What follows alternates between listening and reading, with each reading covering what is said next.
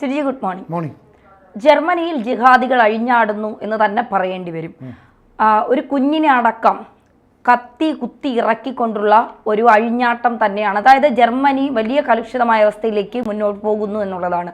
ഈ കുടിയേറ്റക്കാർക്ക് അല്ലെങ്കിൽ കുടിയേറ്റക്കാരെ പുറത്താക്കുന്ന നയമൊക്കെ ട്രംപ് വന്നതിന് ശേഷം അമേരിക്കയിൽ നടപ്പാക്കുന്നത് പോലെ ജർമ്മനിയിൽ അത്തരത്തിൽ പൗരത്വം നൽകാത്തതിന്റെ പേരിലാണ് ഇത്തരം ആക്രമണങ്ങൾ ഉണ്ടാകുന്നതെന്ന് പറയുന്നത്. എന്താണ് ജർമ്മനിയിലെ അവസ്ഥ? ശരിക്കും പറഞ്ഞാൽ ജർമ്മൻ്റെ ചാൻസലർ നമ്മളറിയാലോ ഒലാഫ് ഷോൾസ് ആയിരുന്നു. അതായത് നമ്മുടെ പ്രസിഡന്റ് എന്നൊക്കെ പറയുന്നതിന് തുല്യമായ പദവി. അപ്പോൾ ഒലാഫ് ഷോൾസ് ഈ അടുത്ത സമയത്ത് ഭൂരിപക്ഷം നഷ്ടമായതിനെ തുടർന്ന് രാജിവെച്ചിരുന്നു. അപ്പോൾ ഫെബ്രുവരിയിൽ അവിടെ ഇലക്ഷൻ നടക്കാൻ പോവുക. ആ ഇലക്ഷൻ നടക്കുന്ന സമയത്ത് അവിടെ തീവ്രമായ സുരക്ഷാ നടപടികളാണ് ഏർപ്പെടുത്തിയിരിക്കുന്നത്. കൃത്യമായ പരിശോധനകൾ, ചെക്കിങ്, പോലീസ് സംവിധാനങ്ങളെല്ലാം ഉണ്ട്. ഇതിനിടയിലാണ് വളരെ ദാരുണമായ ഒരു സംഭവം ഉണ്ടാകുന്നത്. അതായത് ജർമ്മനിയിൽ ഒരു യുവാവ്, അവിടെ പല കാര്യങ്ങൾക്കായിട്ട് വരുന്ന ആളുകളുണ്ട്. അപ്പോൾ ഫ്രാങ്ക്ഫർട്ടിന് സമീപം ബൾഗേറിയൻ ടൗൺ ഉണ്ട്. ഈ ടൗണിനടുത്തൊരു നഴ്സറിയും ഒരു പാർക്കും എല്ലാം കൂടെ കാണുന്ന സ്ഥലമുണ്ട്. അവിടെ ഈ ചെറിയ കുട്ടികളെ, മാതാപിതാക്കളൊക്കെ ജോലിക്ക് പോകുമ്പോൾ കൊച്ചു കുട്ടികളെ നമ്മൾ ഈ ഡേ കെയറിലൊക്കെ ആക്കുക എന്ന് പറയത്തില്ലേ, എന്ന് പറയുന്നത് നഴ്സറി കം ഡേ കെയർ സംവിധാനത്തിലേക്ക് ആക്കുന്ന കുട്ടികളുണ്ട്. അപ്പോൾ 2 വയസ്സ് മുതൽ 5 വയസ്സ് വരെ പ്രായമുള്ള 3 കുട്ടികളും ഒരു ടീച്ചറും കൂടെ അവിടെ നിൽക്കുകയാണ്. അപ്പോൾ പാർക്കിൽ കളിക്കുകയോ അങ്ങനെ നിൽക്കുക. ഈ സമയത്തേക്ക് ഒരു യുവാവ് ഒരു കാരണവുമില്ലാതെ അങ്ങോട്ടേക്ക് കടന്നു വരുന്നു. അപ്പോൾ ആ യുവാവിൻ്റെ വരവിൽ ദുരൂഹത തോന്നി ആ ടീച്ചർ ഈ കുട്ടികളെ ഇങ്ങനെ ചേർത്ത് പിടിച്ചു, അല്ലെങ്കിൽ ഇയാളിൽ നിന്ന് ഒഴിവാക്കാൻ വേണ്ടി ശ്രമിച്ചു. പക്ഷേ പെട്ടെന്ന് ഇയാൾ അങ്ങോട്ട് ചെന്ന് അതിലൊരു കൊച്ചു കുട്ടിയെ പിടിക്കുകയാണ് ചെയ്യുന്നത്. 2 വയസ്സുള്ള കുട്ടിയാണ്. എന്നിട്ട് ഒരു പ്രകോപനമില്ലാതെ ആ കുട്ടിയുടെ കഴുത്തിലേക്ക് ഒരു കത്തി കുത്തി അങ്ങ് കയറ്റുന്നു. അപ്പോൾ ഇയാൾ കത്തിയുമായി നിൽക്കുന്ന കണ്ടപ്പോൾ തന്നെ ടീച്ചറിന് എന്തോ ഒരു ദുരൂഹത തോന്നിയിരുന്നു. പക്ഷേ ആ ടീച്ചർ തടയാൻ ശ്രമിച്ചപ്പോഴേക്കും ഇയാൾ ഈ കുട്ടിയെ ഉപദ്രവിച്ചു കഴിഞ്ഞു. ഇത് കണ്ട് അതുവഴി പോവുകയായിരുന്നു ഒരു ജർമ്മൻ പൗരൻ ഓടി ചെന്ന് ഇതിനെ തടയാൻ ശ്രമിക്കുന്നു. ഈ അക്രമി തിരിഞ്ഞ് ഈ ജർമ്മൻ പൗരനെയും കുത്തുന്നു. അപ്പോൾ ഇയാൾ ആരാണ് എന്താണെന്നൊന്നും അറിയില്ല. പിന്നീട് വരുന്ന വിവരം അനുസരിച്ച് നജിമുള്ള എന്നാണ് ഇയാളുടെ പേര്. ഇയാൾ അഫ്ഗാൻ പൗരനാണ്. അപ്പോൾ ഇയാൾ അഫ്ഗാനിൽ നിന്ന് ഒരു അഭയാർത്ഥിയെ പോലെ ഇവിടെ കുടിയേറാൻ വന്നതാണ്. എവിടെ? ജർമ്മനിയിൽ.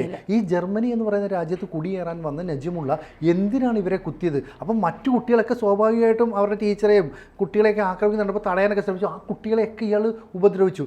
അതിൽ ഈ ആദ്യം കുത്തുകൊണ്ട ചെറിയ കുട്ടിയും ഈ തടയാൻ ശ്രമിച്ച 41-കാരനായ ജർമ്മൻ യുവാവും ആ സ്ഥലത്ത് വെച്ച് തന്നെ കൊല്ലപ്പെടുന്നു. ഈ ടീച്ചറെയും മറ്റ് 2 കുട്ടികളെ ഇയാൾ ആക്രമിച്ചു. അതിൽ 2 കുട്ടികൾ, ടീച്ചർക്കും ഒരു കുട്ടിക്കും ഗുരുതരമായ പരിക്കേറ്റ് ICUവിൽ പ്രവേശിപ്പിച്ചിരിക്കുന്നു. മറ്റൊരു കുട്ടിയെ ആശുപത്രിയിൽ പ്രവേശിപ്പിച്ചു. അപ്പോൾ 5 പേർക്കെതിരെ ഇയാൾ ഒരു കാരണവുമില്ലാതെ ആക്രമണം നടത്തി. അപ്പോൾ എന്താ ഇതിൽ നിന്ന് മനസ്സിലാക്കുന്നത്? കഴിഞ്ഞ കുറച്ച് കാലമായി ഏഷ്യയിൽ നിന്നും ആഫ്രിക്കയിൽ നിന്നുമൊക്കെ ആളുകൾ കുടിയേറി പാർക്കാനായിട്ട് ചെല്ലുന്നു. പ്രധാനമായിട്ടും അമേരിക്കയിലേക്കും അതുപോലെ തന്നെ ജർമ്മനി ഉൾപ്പെടെയുള്ള യൂറോപ്യൻ രാജ്യങ്ങളിലേക്കുമാണ് ഇവർ പോകുന്നത്. അങ്ങനെ ചെന്നാലുള്ള ഗുണം എന്താണെന്ന് വെച്ചാൽ അവിടെ ചെന്നൊരു പൗരനായി കഴിഞ്ഞാൽ ആ സിറ്റിസൺ അവിടെ ഫ്രീ ഫുഡായിരിക്കും, അതുപോലെ മെഡിക്കൽ സൗകര്യങ്ങൾ ഫ്രീ ആയിരിക്കും, പിന്നെ എഡ്യൂക്കേഷൻ ഫ്രീ ആയിരിക്കും. അങ്ങനെ എല്ലാ സൗകര്യങ്ങളും കിട്ടും. അതായത് ഒരു അമേരിക്കൻ പൗരന് എന്തൊക്കെ സൗകര്യങ്ങൾ കിട്ടുമോ അതേ സൗകര്യം നമ്മൾ അവിടുത്തെ സിറ്റിസണായ നമുക്കും കിട്ടും. അപ്പോൾ നമുക്ക് ആശുപത്രിയിൽ പോകുന്നതിന് പോലും ചിലവില്ല, വിദ്യാഭ്യാസത്തിന് കുട്ടികൾക്ക് വേണ്ടി പൈസ ചിലവഴിക്കേണ്ടി വരുന്നില്ല, മറ്റൊരുപാട് സൗകര്യങ്ങളും സംവിധാനങ്ങളും ഒക്കെ തരുന്നുണ്ട്. അപ്പോൾ ഇത് കുടിയേറ്റം എന്നാണ് അറിയപ്പെടുന്നത്. അതായത് കാലങ്ങൾക്ക് മുമ്പ് പണ്ട് ലോകം മുഴുവൻ ബ്രിട്ടീഷ് കോളനി ആയിരുന്നു. ഈ ബ്രിട്ടീഷ് കോളനി ആയിരുന്ന സമയത്ത് എല്ലാ സ്ഥലത്തും ബ്രിട്ടൻ്റെ ആൾക്കാരൊക്കെ വന്ന്, രാജാവ് അതുപോലെ തന്നെ അദ്ദേഹത്തിൻ്റെ പിന്നെ സോൾജിയേഴ്സ് ഇവരൊക്കെ വന്ന് ഭരണം നടത്തുമല്ലോ. അപ്പോൾ ഇന്ത്യ പോലും ബ്രിട്ടീഷ് കോളനി ആയിരുന്നില്ലേ. അങ്ങനെ പോകുന്ന സമയത്ത് ഇതിൽ കുറച്ച് പേര് കുറച്ച് കാലം കഴിയുമ്പോൾ തിരിച്ച് അവരുടെ നാട്ടിലേക്ക് പോകും. ഈ പോകുന്ന സമയത്ത് ഇന്ത്യക്കാരായ കുറച്ച് ആളുകളെ ഇവർ കൊണ്ടുപോകും. എന്തിനാണെന്നറിയോ? വീട്ടുജോലി എടുപ്പിക്കാനായിട്ട്. എന്നുവെച്ചാൽ അടിമകളെ പോലെയാണെന്ന് ഇന്ത്യ കരുതാം. അപ്പോൾ അങ്ങനെ ഇവർ ഇന്ത്യക്കാരെ കൊണ്ടുപോകും. അതുപോലെ തന്നെ ആഫ്രിക്കൻ രാജ്യങ്ങൾ, ആഫ്രിക്കക്കാരെന്ന് പറഞ്ഞാൽ പണ്ട് മുതലേ ജോലിക്കാരെന്ന് പറയുന്ന ഒരു പിന്നെ രീതിയിലാണ് കണ്ടത്. അങ്ങനെ ആഫ്രിക്കക്കാരെ കൊണ്ടുപോകും. അങ്ങനെ പതിറ്റാണ്ടുകൾക്ക് മുമ്പേ, നൂറ്റാണ്ടുകൾക്ക് മുമ്പേ ഇങ്ങനെ ആഫ്രിക്കക്കാരെയൊക്കെ കൊണ്ടുപോകുന്നുണ്ട്. പക്ഷേ ഇന്ത്യക്കാരല്ല ഏഷ്യക്കാരൊക്കെ അങ്ങനെ പോകാൻ തുടങ്ങിയിട്ട് അതിൻ്റെ ഒരു 100 വർഷമായിട്ടുള്ളൂ. അതായത് ഈ ബ്രിട്ടീഷിൻ്റെ ആധിപത്യം ഉണ്ടായിട്ട് ബ്രിട്ടീഷ് ഭരണകൂടം ഇവിടുത്തെ ഭരണമൊക്കെ നിർത്തി തിരിച്ചു പോകുന്ന സമയമുണ്ടല്ലോ. ഈ തിരിച്ചു പോകുന്ന സമയത്ത് ഇന്ത്യയിൽ നിന്ന് കുറച്ച് ആൾക്കാരെയൊക്കെ കൊണ്ടുപോകുന്നു. ഈ കൊണ്ടുപോയ ആൾക്കാർ ബ്രിട്ടീഷ് കോളനി എന്ന് പറയുന്നത് മൗറീഷ്യസിലുണ്ട്, സിംഗപ്പൂരിലുണ്ട്, അങ്ങനെ പല ഭാഗങ്ങളുണ്ട്. അവിടെയൊക്കെ തന്നെ ഇവരെ കൊണ്ടുപോകും. അതിൽ കുറച്ച് ആൾക്കാരൊക്കെ നല്ല രീതിയിൽ ജീവിക്കും, കുറച്ച് ആൾക്കാർ വളരെ താഴത്തെ നിലയിൽ, അല്ലെങ്കിൽ എന്താ പറയുന്നത്, പിന്നെ ഈ തൂക്കാനും വാരാനും വീട്ടു ജോലിക്കും ഒക്കെ ആയിട്ട് നിയോഗിക്കുന്നതാണ്. അങ്ങനെയുള്ള ആളുകൾ അവിടെ നിന്ന് കഴിഞ്ഞിട്ട് അവരുടെ ബന്ധുക്കളെ പിന്നീട് ആ രാജ്യത്തേക്കൊക്കെ കൊണ്ടുപോകും. കാലം കഴിഞ്ഞ് ഏതാണ്ട് ഒരു 50 വർഷത്തെ ഇടയ്ക്കുള്ള കാലം വന്നു കഴിഞ്ഞാൽ സ്കിൽഡ് ലേബേഴ്സിന് വളരെയധികം പ്രാധാന്യം യൂറോപ്യൻ രാജ്യങ്ങളും അതുപോലെ തന്നെ അമേരിക്കയൊക്കെ നൽകി. സ്കിൽഡ് ലേബേഴ്സ് എന്ന് പറഞ്ഞാൽ ഡോക്ടേഴ്സ്, എഞ്ചിനീയേഴ്സ്, അല്ലെ ടീച്ചേഴ്സ്, എക്കണോമിക് വിദഗ്ധർ, ഹെൽത്തുമായി ബന്ധപ്പെട്ട ആൾക്കാർ, അങ്ങനെ വിദഗ്ധർ. ഇപ്പോൾ ഏറ്റവും ഒടുവിൽ എന്താ IT മേഖല വിദഗ്ധർ, ഇവരൊക്കെ ആരാണ്? ഇന്ത്യയിൽ നിന്ന് പോകുന്ന മികച്ച വിദ്യാർത്ഥികൾ അല്ലേ. അപ്പോൾ ഇന്ത്യക്കാരിൽ ഇത്രയും കഴിവുള്ളവരെയൊക്കെ അവർ അക്കോമഡേറ്റ് ചെയ്യും. മറ്റ് രാജ്യങ്ങളിൽ നിന്ന് പോകുമ്പോൾ അഫ്ഗാനിസ്ഥാനിൽ നിന്ന് പോകാം, പാകിസ്ഥാനിൽ നിന്ന് പോകാം, ശ്രീലങ്കയിൽ നിന്ന് പോകാം, ഏഷ്യൻ രാജ്യങ്ങളാണ് ഞാൻ പറഞ്ഞത്, ചൈനയിൽ നിന്ന് പോകാം, ജപ്പാനിൽ നിന്ന് പോകാം. പക്ഷേ അവിടെയൊക്കെ ഈ പോയി രക്ഷപ്പെടുന്ന ആരാ? കഴിവുള്ളവരാണ് അല്ലേ? നമ്മുടെ രാജ്യത്തെ മുഴുവൻ പേരും അമേരിക്കയിൽ ചെന്നാലോ യൂറോപ്യൻ രാജ്യങ്ങളിൽ ചെന്നാലോ രക്ഷപ്പെടില്ല. പക്ഷേ കഴിവുള്ളവർ രക്ഷപ്പെടും. ഇങ്ങനെ കഴിവുള്ള ആൾക്കാർ അവിടെ പോവുകയും അവിടുത്തെ ജനങ്ങളുമായി മിങ്കിൾ ചെയ്യുകയും ചെയ്യും. പക്ഷേ അവരാരും ഒരു പ്രശ്നം ഉണ്ടാക്കിയിട്ടില്ല. അവർ ഡോക്ടറാണെങ്കിൽ അവർ ബൈ പ്രൊഫഷൻ അതിലോട്ട് പോകും, എഞ്ചിനീയർ ആണെങ്കിൽ അങ്ങനെ, ഇനി കൺസ്ട്രക്ഷൻ മേഖലയിലെ മികച്ച ആൾക്കാരാണെങ്കിൽ അവർ അങ്ങനെ ചെയ്തു. അല്ലാതെ ഇവർക്ക് യാതൊരു പ്രശ്നമില്ല. പക്ഷേ കഴിഞ്ഞ 2 പതിറ്റാണ്ട് കാലം എടുത്താൽ പ്രത്യേകിച്ച് മുസ്ലിം രാജ്യങ്ങളിൽ നിന്ന് അഭയാർത്ഥികളുടെ വലിയ പ്രവാഹം യൂറോപ്യൻ രാജ്യങ്ങളിലേക്ക് ഉണ്ടാകുന്നു. അതെങ്ങനെയാണെന്ന് വെച്ചാൽ, ഒന്നുകിൽ ഈ രഹസ്യമാർഗ്ഗത്തിലൂടെ, അതായത് കപ്പലിലൊക്കെ, കടലിലൂടെ പോകുന്ന കപ്പൽ ഈ യാനങ്ങളിലൊക്കെ വലിഞ്ഞു കയറി പോവുകയാണ്, ഭാര്യയും മക്കളും കുട്ടികളും ഒക്കെ ആയിട്ട്. അതല്ലെങ്കിൽ മറ്റ് രാജ്യങ്ങളിലെ അതിർത്തി കടന്നു പോകാം, ഇനി ട്രക്കുകളിൽ വലിഞ്ഞു തൂങ്ങി പോകാം. നമ്മൾ ഈ അടുത്ത സമയത്ത് ഒരുപാട് കാര്യങ്ങൾ കണ്ടതാണ്. അപ്പോൾ ഇങ്ങനെയൊക്കെ പോകുന്ന ഈ അഭയാർത്ഥികൾ അതെല്ലാ രാജ്യങ്ങൾക്കും ഭീഷണിയല്ലേ? തീർച്ചയായിട്ടും. ഇതിപ്പോൾ ലണ്ടനിലും ഇതുപോലുള്ള കത്തി ആക്രമണം ഉണ്ടായി എന്നാണ് പറയുന്നത്. 4 പേർക്ക് പരിക്കെന്ന് പറയുന്നത്. മാത്രമല്ല, കഴിഞ്ഞ വർഷം ജൂലൈയിൽ വടക്കിഴക്കൻ ഇംഗ്ലണ്ടിലെ സൗത്ത് പോർട്ടിൽ കുട്ടികളുടെ നൃത്തശാലയിൽ കടന്നു കയറി 3 പെൺകുട്ടികളെ കുത്തിക്കൊന്ന കേസിലെ കൗമാരക്കാരനായ പ്രതിക്ക് ഇന്നലെയാണ് ജീവപര്യന്തം ശിക്ഷ കോടതി വിധിച്ചത്. അതേ ദിവസം തന്നെ ഇത്തരത്തിൽ ഒരു കാര്യം ഉണ്ടാകുന്നു എന്ന് പറയുന്നത് നമുക്ക് വലിയ ആശങ്ക ഉണ്ടാക്കുന്ന ഒരു കാര്യം തന്നെയാണ്. കാരണം ഈ കുടിയേറ്റക്കാർ ഏത് തരത്തിൽ വരുന്നവരാണ്, അല്ലെങ്കിൽ അനധികൃതമായി കുടിയേറുന്നവർ, പൗരത്വം കൊടുക്കാതെ വരുമ്പോൾ അവർക്കുണ്ടാകുന്ന ഇത്തരം ഈ ഫ്രസ്ട്രേഷൻ, കാരണം അവിടുത്തെ സൗകര്യങ്ങൾ, മറ്റുള്ളവർ ആനുകൂല്യങ്ങൾ അനുഭവിക്കുന്നു, തങ്ങൾ മാത്രം അത് കിട്ടുന്നില്ല എന്നുള്ള ഒരു ബോധം ഇവരെ കൊണ്ട് ഇത്തരത്തിലുള്ള ആക്രമണങ്ങളൊക്കെ ചെയ്യിപ്പിക്കുന്നത്. ഇതുകൊണ്ടാണ് ട്രംപ് കടുത്ത നിലപാട് ഈ അനധികൃത കുടിയേറ്റക്കാരിൽ എടുക്കുന്നത് എന്നുള്ള. ട്രംപിൻ്റെ കാലത്ത് ഒരു തരത്തിലുമുള്ള അനധികൃത കുടിയേറ്റക്കാരെ അനുവദിക്കില്ല എന്നുള്ള ഉറച്ച നിലപാടെടുക്കുമ്പോൾ ഇപ്പോൾ 18,000 ഇന്ത്യക്കാരെ, വിസ ഇല്ലാത്ത ഇന്ത്യക്കാരെ കയറ്റി അയക്കുന്നു എന്ന് പറയുന്നത്. ഏകദേശം 2 ലക്ഷത്തിന് മുകളിൽ ആളുകൾ വിസ ഇല്ലാതെ അമേരിക്കയിൽ അനധികൃതമായി താമസിക്കുന്നു എന്ന് പറയുന്നു. അവരെയും കയറ്റി അയക്കുമെന്നൊക്കെ പറയുന്നു. അപ്പോൾ ഇത്തരത്തിൽ ഈ ജിഹാദികളാണ് അവരെയല്ല, കുറേ ജിഹാദികൾ ഇത്തരത്തിൽ കിടന്ന് അഴിഞ്ഞാടുമ്പോൾ അത് ആ രാജ്യത്തിൻ്റെ സ്വസ്ഥത തന്നെ നശിപ്പിക്കുമെന്നല്ലേ നമ്മൾ കരുതേണ്ടത്. ശരിക്കും പറഞ്ഞാൽ ഞാൻ നേരത്തെ പറഞ്ഞില്ല, ഈ യൂറോപ്യൻ കൺട്രീസ് അവിടേക്ക് ചെല്ലുന്ന ആൾക്കാരല്ലേ, ഇപ്പോൾ ഇന്ത്യയിൽ നിന്ന് പോകാം, അതുകൂടാതെ ശ്രീലങ്ക, അഫ്ഗാനിസ്ഥാൻ, പാകിസ്ഥാൻ, മൊറോക്കോ തുടങ്ങിയ രാജ്യങ്ങളിൽ നിന്നൊക്കെ പോകുന്നവർ അവിടെ ഭീകരതയുടെ വിത്ത് വിതയ്ക്കുക. കാരണം ഇവർ ശരിക്കും അഭയാർത്ഥികളാണ്, സ്വന്തം നാട്ടിൽ നിൽക്കാൻ പറ്റാത്തതുകൊണ്ടാണല്ലോ മറ്റു രാജ്യത്തെല്ലാം.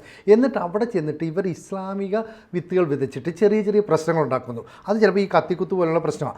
അത് കഴിഞ്ഞിട്ട് എന്ത് ചെയ്യും?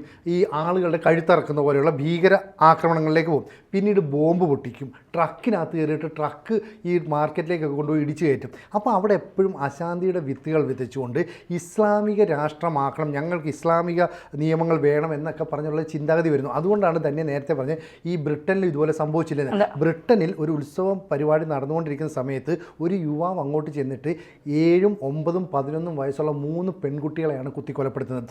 ഈ കുത്തിക്കൊലപ്പെടുത്തിയതിന് ശേഷം ഇയാളെ പിടികൂടിയപ്പോൾ പറഞ്ഞത് ഇയാൾ ഒരു ഇസ്ലാമിക തീവ്രവാദിയല്ല, മനോരോഗിയാണെന്നാണ്. അപ്പോൾ മനോരോഗി എന്നൊരു ലേബൽ ഉണ്ടെങ്കിൽ ആർക്കും എന്തും വിദേശ രാജ്യത്ത് ചെയ്യാമെന്നാണോ? അപ്പോൾ ഫ്രാൻസ് എന്ന് പറയുന്ന രാജ്യത്ത്, ഇപ്പോൾ നമുക്കറിയില്ല, ഫ്രാൻസിലെ പാരീസ്, അതുപോലെ തന്നെ ബ്രസൽസ് തുടങ്ങിയ മേഖലകളിലാണ് ഏറ്റവും അധികം ഭീകരാക്രമണങ്ങൾ ഉണ്ടായിക്കൊണ്ടിരുന്നത്. പക്ഷേ അത് മാറി ഇപ്പോൾ ജർമ്മനിയിലേക്ക് പോകുന്നു, UK യിലേക്ക് പോകുന്നു, ഫ്രാൻസിലേക്ക് പോകുന്നു, പള്ളിക്ക് സമീപം ബോംബുകൾ പൊട്ടിത്തെറിക്കുന്നു. അപ്പോൾ ഇതൊക്കെ ചെയ്യുന്നത് അഭയാർത്ഥികൾ എന്ന വ്യാജേന അവിടെ കടന്നുകൂടിയതാണ്. നമ്മൾ പറഞ്ഞതിലേക്ക് വന്നില്ല.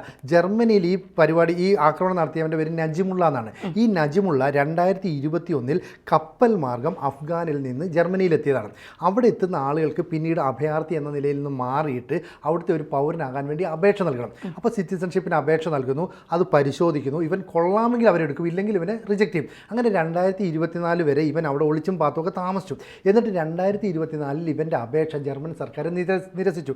നിന്നെ അഭയാർത്ഥിയായിട്ട് ഞങ്ങൾക്ക് ഉൾക്കൊള്ളാൻ പറ്റില്ല, നീ തിരിച്ച് നാട്ടിൽ പോകണം. അപ്പോൾ ജർമ്മനി ഇടപെട്ട് ഇവനെ കപ്പൽ കയറ്റി വിടുകയോ അല്ലെ വിമാനം കയറ്റി വിടുകയോ ചെയ്യണം. പകരം അവർ ചെയ്തില്ല, പറഞ്ഞു നിനക്ക് ഇവിടെ നിൽക്കാൻ പറ്റില്ല, നീ പൊക്കോന്ന് പറഞ്ഞു. അപ്പോൾ ഇവൻ ഇത്രയും നാൾ 1.5 മാസമായിട്ട് അവിടെ ഒളിച്ച് താമസിക്കുകയായിരുന്നു. ഈ 1.5 മാസത്തിനുള്ളിൽ ഇവനെ അവിടുന്ന് പറഞ്ഞു വിട്ടിരുന്നുവെങ്കിൽ ഈ പ്രശ്നം ഉണ്ടാകുന്നില്ല. അപ്പോൾ ഷോൾസ് ചോദിക്കുന്നത് കാണാണ്, ഇവൻ ഇവിടെ താമസിക്കാൻ യോഗ്യനല്ലെന്ന് കണ്ടെത്തിയിട്ടും എങ്ങനെയാണ് ഇവൻ ഇവിടെ കഴിഞ്ഞുകൂടിയത്? വലിയ പ്രശ്നമാണ്. അപ്പോൾ അവിടുത്തെ തീവ്ര വലതുപക്ഷ പാർട്ടിയുണ്ട്, അതായത് ഓൾട്ടർനേറ്റീവ് ഫോർ ജർമ്മനി എന്ന് പറയുന്ന ഒരു തീവ്ര വലതുപക്ഷ പാർട്ടിയുണ്ട്. ഈ പാർട്ടി അവിടെ പെട്ടെന്ന് ജർമ്മനിയിലുള്ള ആളുകളെയൊക്കെ സംഘടിപ്പിക്കുന്നു. 1000 പേരെ വീതം സംഘടിപ്പിച്ചുകൊണ്ട് ജർമ്മനിയിലെ വിവിധ സിറ്റികളിൽ പ്രക്ഷോഭം സംഘടിപ്പിക്കുന്നു. അതായത് അഭയാർത്ഥി എന്ന ലേബലിൽ ഇവിടേക്ക് വരുന്ന ഇസ്ലാമിക തീവ്രവാദികളാണെന്നും അവർ നാട്ടിലെ ആളുകളെയൊക്കെ കൊല്ലുകയാണെന്നും കൊച്ചു കുട്ടികളെ പോലും ക്രൂരമായി കൊല്ലുന്നു എന്ന് പറഞ്ഞാൽ അവിടുത്തെ അഭയാർത്ഥികൾക്കെതിരെ ഒരു വലിയ പ്രക്ഷോഭം, ഒരു മൂവ്മെൻ്റ് ആയിട്ട് മാറുന്നു. ഇത് അവർ മാത്രമല്ല, കാരണം ഞാൻ പറഞ്ഞല്ലോ ഫെബ്രുവരി 23 മറ്റോ ജർമ്മനിയിൽ ഇലക്ഷൻ നടക്കുകയാണ്. ക്രിസ്ത്യൻ ഡെമോക്രാറ്റിക് യൂണിയൻ CDU എന്നറിയപ്പെടുന്ന വലതുപക്ഷ ക്രിസ്ത്യൻ പാർട്ടിയുണ്ട്. അതുപോലെ തന്നെ ബദൽ ഫ്യൂച്ചർ ഡച്ച്ലാൻഡ് എന്ന് പറയുന്ന BFD എന്ന് പറയുന്ന മറ്റു പാർട്ടിയുണ്ട്. ഇവരെല്ലാം തന്നെ ഈ കുടിയേറ്റക്കാർക്കെതിരായി. അപ്പോൾ ജർമ്മനിയിൽ മൊത്തം ഒരു കുടിയേറ്റ വിരുദ്ധ വികാരം ഉണ്ടായി. എന്തുകൊണ്ടാണെന്നറിയോ? ഡൊണാൾഡ് ട്രംപ് അധികാരമേറ്റ ആദ്യ ദിവസം തന്നെ പറഞ്ഞു, ഇവിടെ നിയമവിരുദ്ധമായി കയറി വന്ന മുഴുവൻ ആളുകളെയും പുറത്താക്കും. അതാണ് തന്നെ പറഞ്ഞ ലോകമെമ്പാടുമുള്ള 2 ലക്ഷത്തോളം പേർ അമേരിക്കയിലുണ്ട്. ഈ 2 ലക്ഷത്തോളം പേരെ പുറത്താക്കും. അപ്പോൾ ജർമ്മനിയും ഇതിൻ്റെ പാതയിലേക്ക് വരും. ഇവിടുത്തെ രാഷ്ട്രീയ പാർട്ടികളെയൊക്കെ നിലപാട് അതാണ്. അപ്പം ഇത്തരം അക്രമം നടത്തുന്നവരെ മത ഭ്രാന്ത് പിടിച്ചവരാണ് എന്നുള്ള രീതിയിലാണ് കാണുന്നത്. പക്ഷേ പോലീസ് നൽകുന്നത് ഇവർ അങ്ങനെ തീവ്ര ഇസ്ലാമിക നിലപാടല്ല, മനോരോഗമാണ്.